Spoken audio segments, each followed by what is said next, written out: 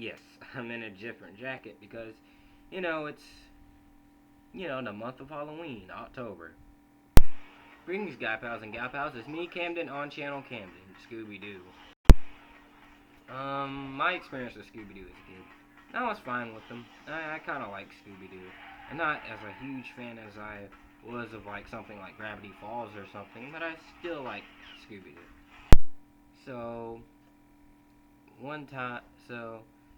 rumors and then announcements going around that there will be an animated Scooby-Doo movie following the Mystery Gang being younger and stuff like that, and then they were voiced by celebrities, minus Scoob. He was still being voiced by Frank Welker. Yes, celebrities instead of the people who have been voicing them for years. So, yeah, Scoob. Oh, and here's one thing. Yes, you know what time it is, childhood talk. One little gripe I had as a little kid was, one of the reasons I wasn't really into Scooby-Doo as much as I was as Sonic or something like that is because I was disappointed every time it turned out it wasn't a real vampire or a monster or a ghost.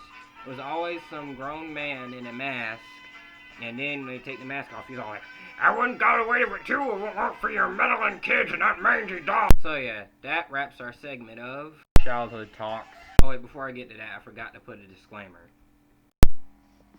Disclaimer, I do not own the clips or music shown. These are used for review and entertainment purposes.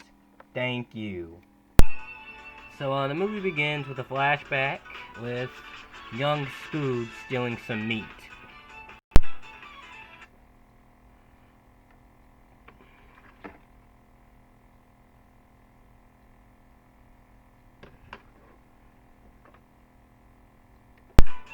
And Shaggy is pretty lonely. Then young Shaggy meets young Scoob. And then there's a police officer, and then... He's coming with me. He's not a stray. Is he your dog? He's like totally mine. What's his name? I don't have one. His name's... Snacks. What? Snacks? I mean, Scooby. Middle name? Doobie? Last name? Doo. Okay, one, the animation is pretty good in this movie, and it looks pretty good. But, two, also, that police guy was going after Scooby because he was stealing the meat. So, why isn't the police going after him? Because the police just goes like, okay, and just walks on with his day. Also, I would say, the pacing in this movie is very fast. There's nothing wrong with the movie having fast pace. It's just this movie has a very, very, very fast pace. And it never makes you to slow down or anything. And it doesn't get any better later on. Anyway, to the next scene, Shaggy and Scooby, they meet Velma and Daphne and Fred. Then they go to a haunted house. And then under 2 minutes, they put an entire Scooby-Doo episode in 2 minutes. Basically, they figure out who was the ghost, and it was actually a person, and then the person said, "Well, I got away with it too, for your meddling kid." So then, the next scene, it directly adapts the theme, the original intro to the original Scooby-Doo. It's actually a great scene. Anyway, next scene is...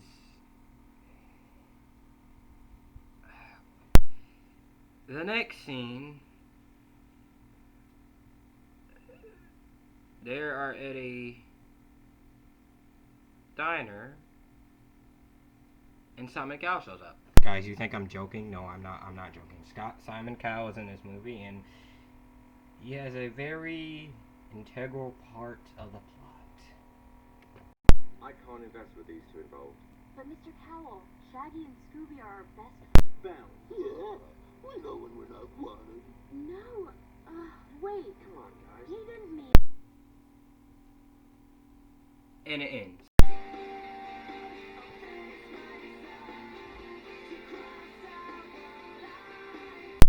Okay, but seriously, all jokes aside, the movie didn't end. But also, Simon Cowell breaks the team up.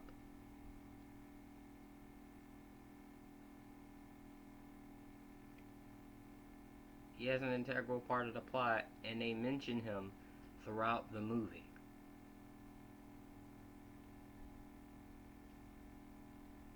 Okay.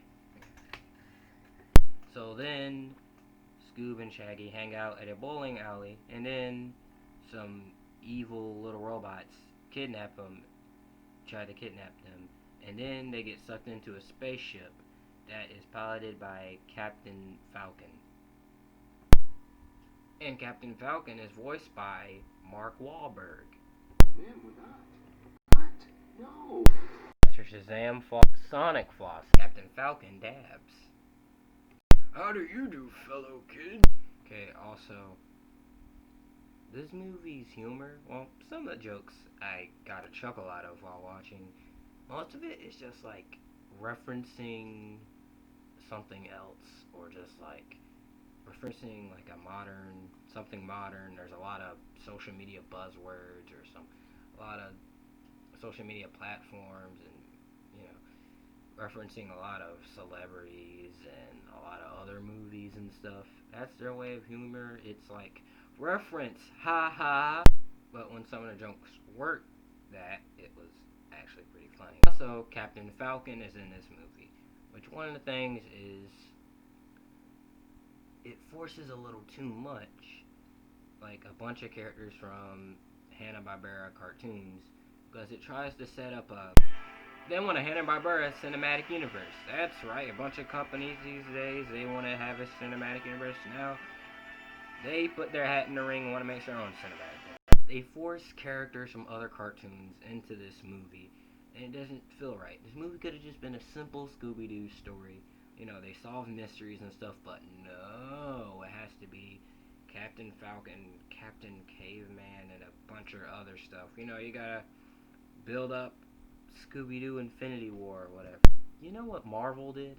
In the first Iron Man movie, it was an Iron Man story. It didn't care about setting up other heroes or anything like that. It was mostly an Iron Man story consistently throughout. Until in the mid-credit scene, Nick Fury offers Tony Stark to join the Avengers. That is when they set up the cinematic universe. That was in a mid-credit scene. And you know how all the other movies, they slowly set up things like Thor's hammer, Captain America's shield, and like they set up 5 years to get up to the Avengers movie. That's what they did.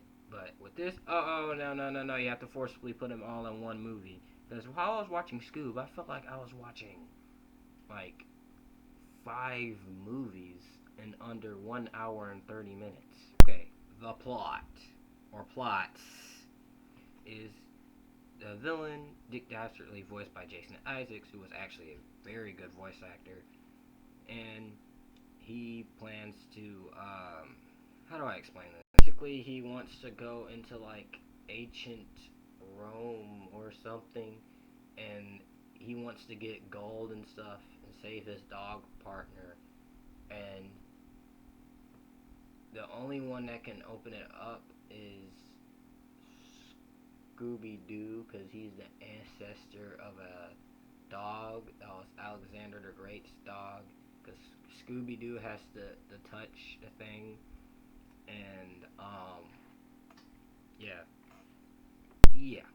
Voice acting celebrities, it's usually hit or miss, because Shaggy sounds nothing like Shaggy. On. Do you realize where we are? Look around, man. Like zoinks, dude! You got my voice wrong! Anyway, they go to multiple adventures in different worlds, and, you know, worlds that connect to, like, you know, set up the cinematic universe. Look what? Life drops some F-bombs. Hey, man, whoa, let's keep it PG. No Falcon bombs.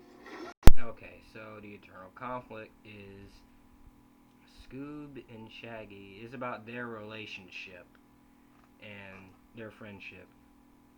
And and Scooby-Doo's collar got taken away, and Shaggy is jealous because Scooby-Doo is hanging out with Captain Falcon, the Blue Falcon, and all the other people.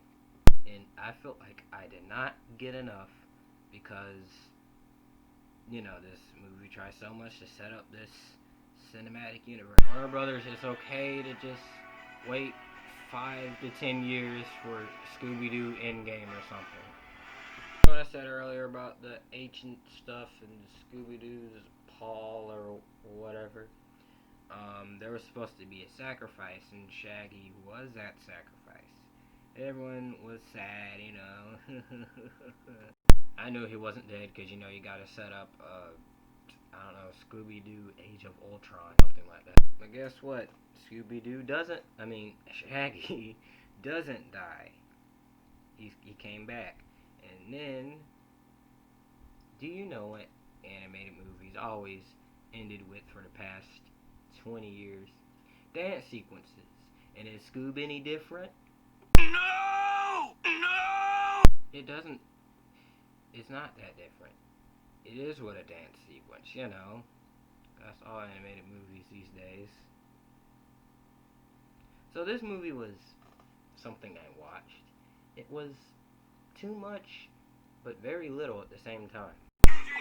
Yeah, this movie really could have been just a simple Scooby-Doo story, but no, it tries to set up 16 movies within one movie, and it could have just focused on one thing.